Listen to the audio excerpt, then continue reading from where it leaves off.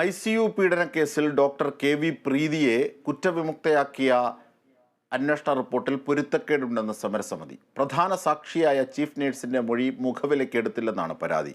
നിയമ നടപടികളുമായി മുന്നോട്ടു പോകാൻ തീരുമാനിച്ചതായി സമരസമിതി അറിയിച്ചു. കോഴിക്കോട് മെഡിക്കൽ കോളേജ് ICU പീഡനക്കേസിൽ ആദ്യഘട്ടത്തിൽ മൊഴി രേഖപ്പെടുത്തുകയും വൈദ്യപരിശോധന നടത്തുകയും ചെയ്ത ഗൈനക്കോളജിസ്റ്റ് ഡോക്ടർ KV പ്രീതിയെ കുറ്റവിമുക്തയാക്കിയ അന്വേഷണ റിപ്പോർട്ട് അനിശ്ചിതകാല സമരത്തിനൊടുവിൽ ഇന്നലെയാണ് അതിജീവിതയ്ക്ക് ലഭ്യമാകുന്നത്. ശേഷം കേസന്വേഷണത്തിൽ ഗൂഢാലോചന നടന്നിട്ടുണ്ടെങ്കിൽ നിയമപരമായി മുന്നോട്ടു പോകുമെന്ന് അതിജീവിത വ്യക്തമാക്കിയിരുന്നു. ഒരു 3 ദിവസമാണ് സമയം പറഞ്ഞിട്ടുണ്ടായിരുന്നത്. അപ്പോൾ 5 ദിവസം കഴിഞ്ഞു, ഇതുവരെ മറുപടി ഒന്നും തന്നിട്ടില്ല. അപ്പോൾ ഇനി സമരവുമായിട്ട് മുന്നോട്ട് പോകുക തന്നെ. ഇതിലൊരു രാഷ്ട്രീയപരമായിട്ടുള്ള നീക്കം തന്നെയാണ്.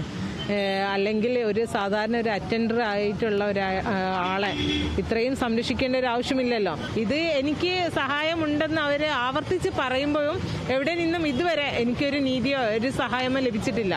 അതിന്റെ തുടർച്ചയായാണ് അന്വേഷണ റിപ്പോർട്ട് മുഴുവനായി പഠിച്ചതിൽ ഡോക്ടർ KV പ്രീതിയെ കുറ്റവിമുക്തയാക്കിയ റിപ്പോർട്ടിൽ പൊരുത്തക്കേടുണ്ടെന്ന് സമരസമിതി ആരോപിക്കുന്നത്.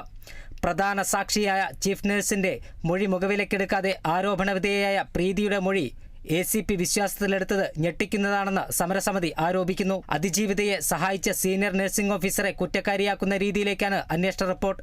ഇതിലൂടെ ICU പീഡനക്കേസിൽ പ്രതിയെ രക്ഷപ്പെടുത്താനുള്ള ശ്രമം നടന്നുവെന്ന സംശയം ഗൗരവമുള്ളതാണെന്നും നിയമ നടപടികളുമായി മുന്നോട്ടു പോകുമെന്നും സമരസമിതിക്ക് വേണ്ടി മനുഷ്യാവകാശ പ്രവർത്തകൻ നൌഷാദ് തെക്കയിൽ അറിയിച്ചു.